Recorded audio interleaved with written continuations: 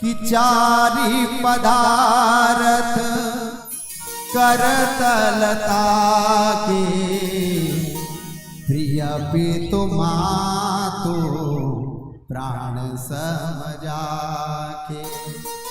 चारी पदार्थ करतलता के प्रिय पितु मातु प्राण समझा के। तो माता पिता की सेवा करनी चाहिए। परीक्षित ने कहा हाँ कि ये तुझे 5 स्थान दे दिए हैं। तब कले को बोला है मेरा परिवार बहुत बड़ा हुआ है और आपने जो वस्तु दी है वो अपवित्र है, क्योंकि मेरा परिवार बहुत बड़ा है। षड्यंत्र रूपी चाची है, बुद्धि रूपी ताई है, आसक्ति स्वार्थ रूपी मौसा जी हैं। जब मेरे रिश्तेदार आएंगे तो ऐसा कोई बेडरूम दे दीजिए और उस बेडरूम में जाकर के मेरे रिश्तेदार रह लेंगे। तो परीक्षित के मुख से निकल गया कि जा तेरा स्वर्ण में भी निवास होगा।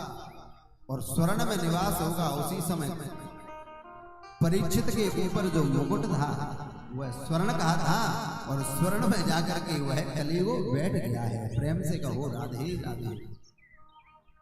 आप तो कहोगे कि वेद में परमात्मा ने बोला है कि धातु नाम अस्मिन कदाचन, जितने भी धातु हैं वो मेरा ही रूप है। हिरण्यगर्भ वो धातु मेरा ही रूप है, स्वर्ण भी मेरा रूप है, फिर कली का निवास क्यों है? तो मैं ये बता दूं, जिसने मेहनत से जो स्वर्ण खरीदा है,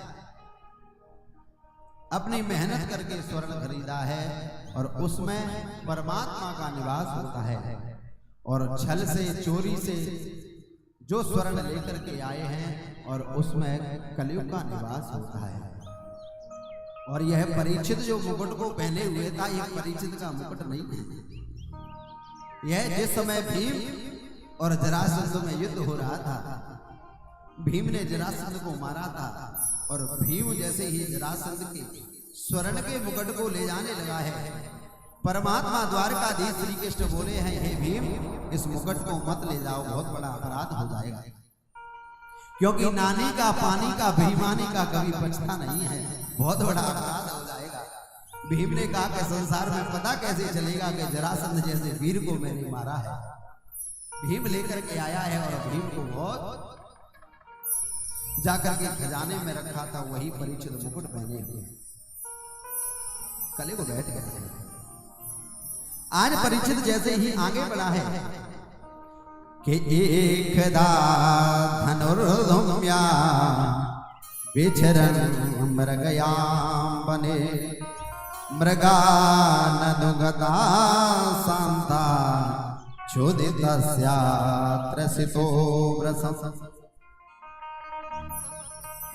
कभी अधर्म से संपत्ति मत कमाना, क्योंकि अधर्म की संपत्ति कुछ समय के लिए तो वह पैसे वाला बना देती है। कि अधर्म का धर्म फलत है बरस 5 और 7, और तुलसी 12 बरस में जरा मूल सोना। तो अधर्म से मत कमाइए, जितना है उतना ही परमात्मा के नाम लीजिए। आज जैसे ही राजा जल के लिए याचना करता हुआ कंठ सूख रहा था, एक हिरण के पीछे पड़ गए हैं। ये हिरण क्या है? वही कलयुग था।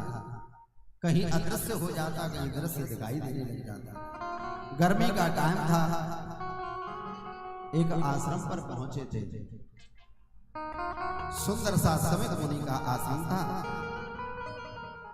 और समिक मुनि के जैसे ही आश्रम पर पहुंचे हैं, समिक मुनि जैसे भजन कर रहे थे। भजन करने के लिए बैठे हुए हैं और परीक्षित के सिर पर कली का निवास था। उसने सोचा है, मृषा माने यहाँ मृषा शब्द लिखा हुआ है, कहा कि यह संत झूठी समाधि लगाए हुए बैठा हुआ है। और क्या हुआ? जल की याचना की है, संत भजन कर रहे थे। संत तो ने नहीं देखा, क्योंकि वह तो भजन कर रहे थे, उनको पता नहीं कौन आया है। इसने क्या किया कि एक धनुष कोटि से मरा हुआ सर्प लिया है और मरा हुआ सर्प जाकर के आज ऋषि के गले में डाल दिया है। परीक्षित से आज भूल हो गई है, दो महापुरुषों से भूल हुई है। एक तो यहां भागवत के परीक्षित से भूल हुई है और रामचरितमानस के प्रताप भानु से भूल हुई है। दोनों से भूल कितनी हुई है? यहां परीक्षित से यह भूल हो गई है कि असली महात्मा को नकली महात्मा बना बैठे हैं, तो इसलिए परीक्षित ने अपराध कर दिया है। और प्रताप भानु से यह मानस में यह भूल हुई है कि नकली महात्मा को असली महात्मा बना बैठा था, और इसलिए उसको भूल हो गई।